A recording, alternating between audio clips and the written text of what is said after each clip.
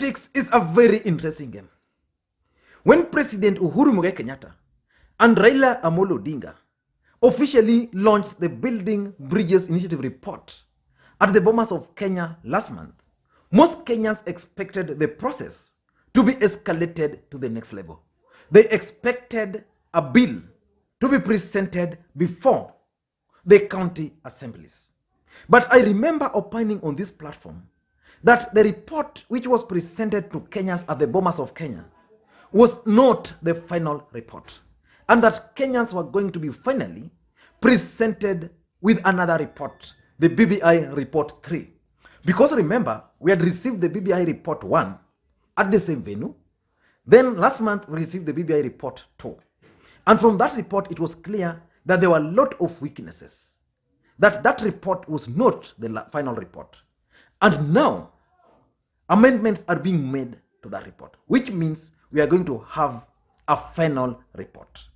And in my view, that was a bait by President Uhuru Kenyatta and Raila Odinga. Let me read for you the 48 laws of power. Law number 21. It states very clearly that play the sucker to catch a sucker. Seem dumper than your mark. The explanation is, no one likes feeling stupider than the next person. The trick then is to make your victims feel smart. And not just smart, but smarter than you. Once convinced of this, they will never suspect that you may have ill motives. That's exactly the game plan of President Uhuru Kenyatta and Raila Odinga. And that's why, for those who followed the event, when the deputy president was given a chance to speak at the Bomas of Kenya, he emerged the winner. He emerged as the smartest politician ever in this country. He poked holes into that particular document. But Uhuru Kenyatta and Raila Odinga then insisted that we are not going to amend that report. But today, Raila Odinga and Uhuru Kenyatta are clearly on a mission to amend the report.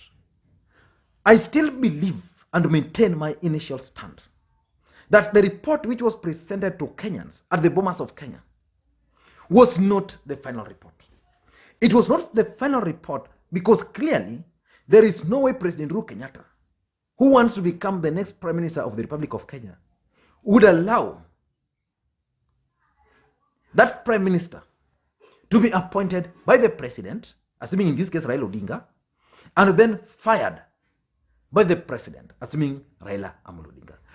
So the game these guys are playing with this document is what Robert Greene captured in Law 21 of the 48 laws of power. Let me also revisit for you law number 48, which is also very interesting. It says assume formless. By taking a shape, by having a visible plan, you open yourself to attack. Instead of taking a form for your enemy to grasp, keep yourself adaptable and on the move. Accept the fact that nothing is certain and no law is fixed. The best way to protect yourself is to be fluid and formless as water. Never bet on stability or lasting order. Everything changes. If you followed this process, the Building Bridges Initiative process, from the way it has been handled up to now, something is very clear. That Uhuru Kenyatta and Raila Odinga wants to achieve specific political objective with this report. And the deputy president is also keen on stopping these guys from achieving their objective. And after the report was launched, the deputy president poked holes into that report, and he emerged the smarter politician. And after that, President Uhuru Kenyatta and Raila Odinga met with the members of parliament, 300 of them, from the National Assembly and the Senate, 300 of them. And they agreed to amend the constitution, some parts of that document. They then met with the pastoralist. They then met today with the MCS. They are meeting with the MCS, and they're also meeting with the governors. So the report is being amended. And why is this report being amended? Is Uhuru Kenyatta and Raila Odinga being forced to amend this document? I don't think they're being forced to amend the document. That's exactly what they want to be done. So that when they unleash the final report, nobody is going to complain. William Ruto is not going to complain that his interests are not catered for. The members of parliament are not going to complain that their interests have been catered for, have not been catered for. No any sector is going to complain. So they are trying to build the consensus which the deputy president was advocating for. And from all indications, the deputy president is going to be kept away from this entire process. Let's face it, politics is a very interesting game. And as Robert Greene advised in that 21 law number 21, that play a sucker to catch a sucker. How is this playing out? Number one, how Uhuru Kenyatta and Raila Odinga are playing it out. Number one, in the Building Bridges Initiative report, which was presented at Bomas of Kenya, there's a recommendation that MCAs, members of the county assemblies, should actually hold degrees. How many members of the county assemblies in this country are degree holders? How many of them? Very few. Majority of them are either dropouts, Form 4. I'm not saying we don't have degree holders. We even have engineers and lawyers as MCAs. But majority of them don't have degrees. Because most of these guys were elected because of their services to the community. And service to the community does not mean or does not require one to have a degree. But in the recommendation at the Bomas of Kenya, one of the requirements was that you have degrees. So the MCs are now coming out to present their views. And they're telling Uhuru Kenyatta and Raila Odinga that we are not going to pass this law unless you remove this degree requirement. So they are in Bomas today. And they're making that recommendation. And they are going to be granted that. Watasema, watambiwa, you guys, this bill should pass. But let us remove that requirement. So the requirement is going to be removed. And then they are also asking for grants, just like members of parliament. I am sure likely they are going to be granted that. So that when the report will now be presented to them and a bill presented to most of these county assemblies, most MCAs will think that in the next election I'm going to succeed and I'm going to be granted car loans, a mortgage. So they're going to pass this bill. And by passing that bill, it means the process is going to be easily escalated to the next level. Without doing that, most MCAs were not going to pass this bill. So the president and Raila Odinga are actually playing that's rule number 21. So the MCs are going to play ball. Number 2 is the Senate and the National Assembly. Constitutionally, the process should be, after this report, we are supposed to have a million signatures being collected. Then those million signatures are going to be collected and then submitted to IBC for verification. And as that's being done, a bill is going to be prepared. So once IBC is finished with a million signature, then they are going now to pass the bill to the county assemblies. So county assemblies are going to pass it. Then from there, it will go to parliament. So parliament is a formality. Whether they vote for it or against it, still a referendum. So if members of parliament can get 2/3, I think then it will go pass like that. But if that number cannot be reached, then it means the document will then come to the people through a referendum. But these guys want parliament. So in their recommendations at Bomas of Kenya, they recommended that members of national assemblies are not going to have control over CDF. That their work is just supposed to be legislation. Because the court already ruled that CDF should not be under members of parliament. So now members of parliament are coming that we want CDF entrenched in this constitution. So they want it inside there.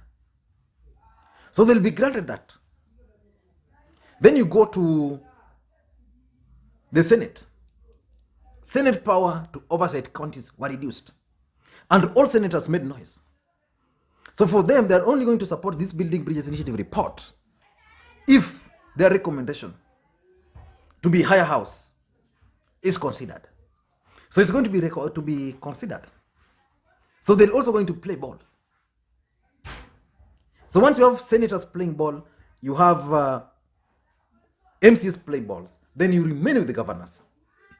And that's number 3.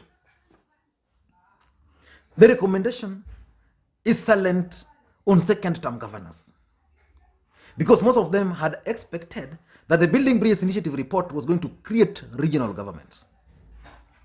So it might not happen. But how are you going to handle the second-term governors? Are you going to promise them that we are going to have members of parliament, senators, and even outsiders being appointed to the cabinet? But what about governors serving their first term, who would want to run again in the second term? They've had experience with a running mate. The Building Bridges Initiative process is recommending that you must have, if you're a man, then you must have a woman as your running mate. If you're a woman, you must have a man as a running mate. Most governors feel that's not democracy. So probably that clause is going to be removed. Or if it's not going to be removed, then they are going to be given a leeway. So they are also going to support. Because according to the plans of Raila Odinga and Uhuru Kenyatta, governors are going to play a key role in the Building Bridges Initiative campaigns. So governors are also going to play ball, because already they're being given 35%. The revenue allocation has been increased from 15% to 35%. So they're good with that. But they have interests, especially those who are serving their second term. So once that's done, then you are done with the governors. Then you are now remaining with William Ruto. William Ruto, who has been trying to oppose this report, he's poked holes in the report. And these guys have identified those holes. And they've sealed all those loopholes. Now there's William Ruto. So how do you continue isolating him? Number 1, bring all leaders. So Musalia Mudavadi, Moses Wetangula, Kalonzo Musyoka, and other political leaders are being brought on board. They met at State House before the president flew to Italy. So once that's done, then the deputy president also identified pastoralists. And they called for a press conference to talk about their issues. Again, Raila Odinga met with them yesterday. And their issues are being addressed. So it's being isolated. Once it's isolated, then he will not have any issue to oppose. Because the deputy president can only be strong if he is opposed, if he can get issues to oppose this report. They're waiting for him now to talk about religious issues. The moment he will talk about religious issues, Uhuru and Raila will convene a meeting with the religious leaders. And all those issues are going to be sealed. So basically, Uhuru Kenyatta and Raila Odinga are building consensus. And they want Kenyans to move together. So that once the final report is unleashed, nobody is going to claim that they were left out of the process. And that's real politics. That's how politics is supposed to be played. Clean politics. I don't know what you think. Let me know your thoughts on this matter. But in my view, President Uhuru Kenyatta and Raila Odinga baited Kenyans with a report at the Bomas of Kenya. We are going to expect a final report after all these considerations have been put in place. And MCS will say, this is our stand. Senators will say, this is our stand. Governors will say, this is our stand. Persons with disability will say, this is our stand. So that when the report will finally be unleashed there, nobody is going to say no. Thank you guys, and please, if you're watching this video for the first time, take a second or two and click the subscribe button so that next time you produce a video like this, YouTube will automatically notify you. And to the subscribers, I want to continue. Thank you guys for your continued support. It's long since I gave you my number. I want to give you my WhatsApp number here, so that in case you have anything you want to ask me, you can always reach me on my WhatsApp number, which is 0777 741323. The number is purely WhatsApp. So if you get time, you can send me a text on WhatsApp, or you can call. Sometimes I'm busy, and sometimes the messages, the calls are just too much. So I might not be able to respond instantly, but I always try to respond to each and every message. Thank you guys, and please may you have a blessed day.